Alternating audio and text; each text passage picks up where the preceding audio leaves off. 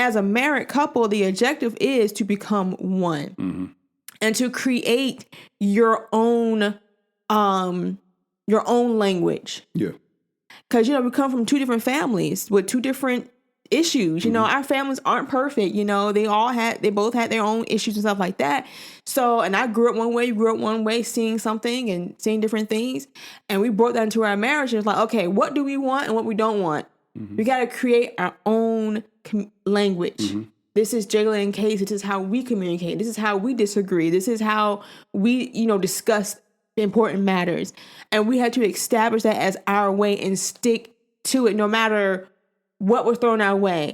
And as long as we do that and honor the new filter that we've created for our marriage, we will always have peace. We will always have agreement, even if it's uncomfortable stuff. Yeah. This discussion covers information from our new book, 21 Days to a Better Marriage. You can sign up to pre-order the book now at the link in our description. Thank you, and let's get back to the discussion. Understand your filter. Yeah. When we talk about a filter, is basically the way that you see the world. There's like a lens through which you see the world based on the way you were raised, the kind of friends you had, the experiences you had, whether those were traumas or victories, different things like that. You told me how when you were growing up, when I was growing up, we used to like climb trees and like jump off of them. And we would climb up this little shed in my backyard and jump off. So my perception of heights is very different from yours, because when you were growing up climbing trees, something else happened.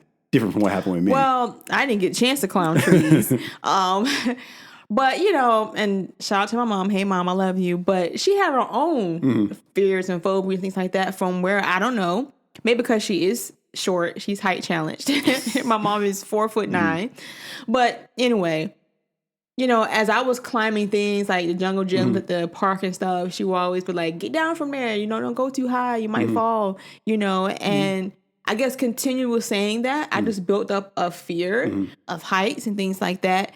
I don't think my father was fond of heights either as well. And he was a tall man. But it's slightly genetic. I don't know. So yeah, it may be genetic. But so hearing you and your mom and your dad letting you just, you and your brother, do wild stuff like literally jumping off of buildings. I know. The building sounds bad. It's like a shed. Okay, it's a shed, but still though. I mean, just jumping off stuff, climbing trees, doing things. That wasn't my upbringing. So I grew up more cautious than you. Yeah. And so you can imagine marrying him and he's not being the cautious person that I am. We've had a lot of run-ins just because I'm more cautious. I'm more aware of danger. I'm, so that, don't want to get hurt. That affects our perception. Yeah. So when I see something high and we got to climb a ladder or get, like, for example, on our honeymoon, we got into this thing called a sky. It was like a Ferris wheel. It's enclosed. And we got on that. Me, huge. I didn't think twice about it. Her, she's sitting there looking around, making sure everything's okay, and kind of nervous. I felt like she didn't really get a chance to truly enjoy it. I'm literally not breathing. I am holding my breath. Yeah. On this thing. This thing is like you can see the whole city, the whole like shoreline from this thing. It's beautiful. It's beautiful. But I was panting the whole time. I'm like, I'm going to be brave. I'm going to be brave. Every little sway of the wind, I am just like, get me out of this box. Yep. And so my filter says, this is pretty cool. Nothing to be scared of. Nothing about it. Her filter says, this isn't totally safe. How do we know this thing is not going to collapse? Are the people operating this, are they doing their job right? I need to see the reports of has this thing ever stopped or broken or anything like that. When was the last time it was maintenance? All this stuff goes through her head. So we're looking at the same thing. We're in the same little box, having the same experience, but we're having two different experiences. Why? Because of our filters, our perceptions. Definitely. Built on things that happened before we ever met each other. So take that example and then apply that to the life of you and your spouse and realize that every time y'all get into arguments and disagreements and things, these filters are playing a key role in that. So you got to understand your filter. Then you got to communicate with your spouse and get to know them to understand their filter. If you're constantly in disagreement and with your spouse, you're constantly arguing, the first thing I would say is not so much focus on trying to resolve all those arguments, but get to know each other better. You may say, well, I do know them. A lot of times, 9 times out of 10, you don't know your spouse as well as you think you do. I'm learning things about her every day. Even to this day, and like just going back to that example on the sky wheel, I think you kind of understood a little bit beforehand, you know, what my reservations were about heights and things. The whole time we're in that box and you watching my reaction, you weren't berating me. You weren't telling me, oh, you're stupid. Just get over it. You know, nothing's happening. Don't you see all those people getting on and off, you know? And that was very important. And not that you coddled my fear because we're believers and we don't believe in fear, but you had to understand where I was coming from. Yep. And just the mere fact that I got in it, that was step one. Big step for you. You have to encourage the fact that, oh, I'm proud that you stepped into this box. I know you were afraid of heights. But the whole time there, you could not berate me. You make me feel like, oh, what's wrong with you? You're chicken, you know, you're stupid or whatever. Because that would discourage me from ever doing it again. And I did do it again by my own suggestion. I decided I won't do it again, though. But in the light of marriage, a lot of times when we don't understand the filter of our spouse and we're having these run-ins in our communication, we're berating one another. And we're calling each other outside of our names, and we're just calling you stupid and you're crazy and what's wrong with you, blah, blah. Y'all know the stuff you call each other and how y'all fight because you're not coming from a place of understanding. And that's going to shut a person down. For me, I don't like to be yelled at. I don't like screaming and yelling, and I hated it. And we don't do that with each other, but when you get to a level where I feel like your voice is about to get to an uncomfortable level for me, I would just completely shut down. And you didn't understand why I would just shut down. And it's like, I'm done. I'm out. I can't talk no more. Because I don't like fussing. I don't like yelling. I don't like hearing that at all. Like it just completely turns me off. Yeah. And, you know, we one of our issues that we had issues with finances. And I remember when we were getting on the board of like, okay, we're going to stop using credit cards. We had one, whatever. I was ready to just like cut mine up, and you were a little slower on that. And I remember getting frustrated with you, like, do you not care that we need to fix our finances and we need to get out of debt and you got to stop spending if you want to, like that. But that was the thing. And it took me a while, but I understood finally that what your hang up was that you were afraid of being in a situation where you needed to get something, buy something, whatever, and you didn't have the money, but you could put on a credit card, and that was like a security measure for you. And although you mentally assented to the fact that that's a bad thing to depend on, a credit card, and that fear is what catches everybody up, and that makes everyone get into debt, it didn't change the fact that was still an issue that you had, a hang up. And so I had to understand that and kind of wait and kind of slowly come along to the point where you got on board and we're like, okay, we're going to put this down. We're not going to use this anymore. You know, we're not going to use a credit card anymore. And, but that was a point of contention for us because I didn't get why you wanted to keep using it. I thought you just weren't in agreement. You were, you know, trying to resist me, even though I was trying to lead us in our finances. Before we was married, you know, I had several credit cards and, you know, I was doing my own business, and this is how I did things. Having a credit card was a status symbol too for me. You know, not knowing about finances the way we know about it now when we first got married, having a credit card was a status symbol. It was something that I felt like everybody had. And once you was able to qualify for a credit card, a certain amount, to me, that meant that you was doing okay. I know it's dumb. It's backwards thinking. Credit cards, we don't do that no more. But back then that was the case. So not having one is like, what? I mean, even if we just use it for an emergency, like what do we have emergency? What do you mean? You know? And I knew we were in our money. So it wasn't like we had a whole stash of cash somewhere where I felt like, well, we don't need a credit card. No, bro, we need this credit card just in case, you know? So, but you didn't understand that, what a credit card meant to me. Yeah. Me, it was nothing. Like my family, I know we had credit cards, but it wasn't a thing. Like it just was what it was. I mean, my family grew up with financial problems and issues, things like that. But I don't think credit cards was something that was just I knew a whole lot about. So for me, it was no different to just stop using them because I didn't grow up seeing them used a lot. You know, so again, I had a completely different filter when it came to the credit card than you did, and so we saw it differently. Yeah. And so that caused contention until we could understand each other. But so understand your filter, understand your spouse's filter by getting to know them. And then I want to talk about cleaning your filter.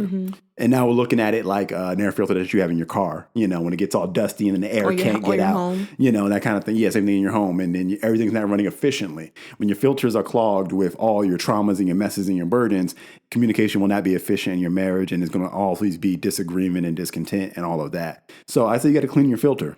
And what does that look like? I think to me, that looks like constantly doing self-analysis. Yeah, I mean, in the early days of our marriage, we we would have a lot of conversations, even if they were not very pleasant. And we would always hit these walls because we were determined to communicate, learn this thing about communication. And yeah, sometimes we would have tears. We wouldn't, come to any kind of conclusions or agreement, when we first started doing this thing. But we had to, like you said, clean the filter. We had to expose what was in there so we could deal with it the right way. And as a married couple, the objective is to become one. And to create your own language. Yeah. Because, we come from two different families with two different issues. Our families aren't perfect. They both had their own issues and stuff like that. So, and I grew up one way, you grew up one way, seeing something and seeing different things. And we brought that into our marriage. And it's like, okay, what do we want and what we don't want? We got to create our own language. This is Jalen and Cacie. This is how we communicate. This is how we disagree. This is how we, discuss important matters. And we had to establish that as our way and stick to it no matter what was thrown our way. And as long as we do that and honor the new filter that we've created for our marriage, we will always have peace. We will always have agreement, even if it's uncomfortable stuff. Yeah. Because challenges will come. We don't agree on everything. We may look like it, but we don't. But we have a way that we communicate and we talk. And now that we've been married for a while now, I know the things that are triggering for you. I know what not to say because I forget what it is I used to say all the time that used to just... Oh, you're not listening. He would just... You would have thought I called him like some derogatory name. And I would say, you're not listening. And he would just go off. I'm trying to figure out, I'm saying what I see. You're not listening. And it would just bug you. So why? Why did I bug you so much? Because I took great pains to be the kind of man that would be empathetic and would give you a voice that you could communicate. And so you saying that I wasn't listening was a slap in the face of that because I know for a fact that I was. I mean, I understood what was going on. I need you to explain it or something like that. But it's definitely not that I'm not listening. And so you not perceiving how much I am listening was bothersome, because like you're trying something and it's not having an effect. Yeah. So it would get them. But and the other part of cleaning your filter though is not just understanding, what buttons to not push with your spouse, but understanding for yourself that I got to stop being so touchy. That's true. I got to stop being so easily offended. Yeah. And that's why I'm saying you got to have that self-analysis because while it's great if your spouse is someone who is going to go out of their way to make sure that they're not going to try to re-wound you in old wounds, you've got to also, on the other end of that, decide, regardless of what they're doing, I'm not going to be so easily offended. I'm going to actually be healed of these wounds. And that's where the Holy Spirit comes involved because if we're going to build this new language between ourselves, there's got to be a basis for this language. There's got to be a source code. Yeah, you have that's the word of God. You have to lay down the old way. Yeah. You got to forget those things the Bible talks about, those things that were behind you that can easily beset you or I'm using hold you down, anchor you down. Yeah. You got to stop. You got to let it go because it's going to drag you down. It's going to drag your marriage down. If you was hurt when you was a child or from a bad relationship, your parents hurt you or whatever, you have to lay it down.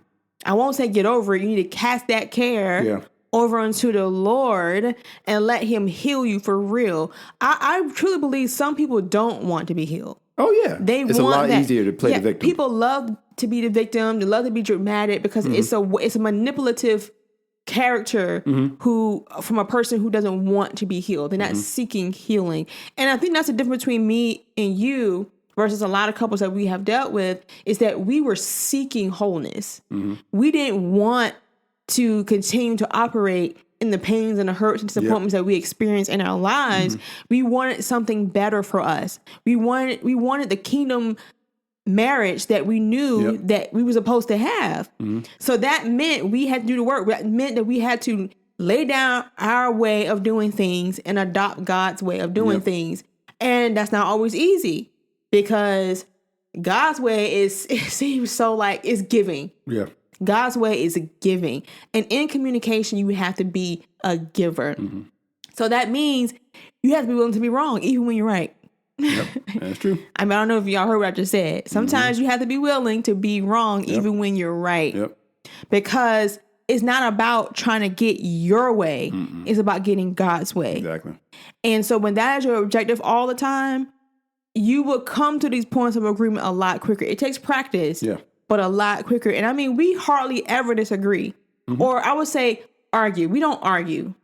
We're not fighters like that. But when we do have disagreements, we know how to navigate through it so we're not upsetting our balance in our home. Yep, exactly.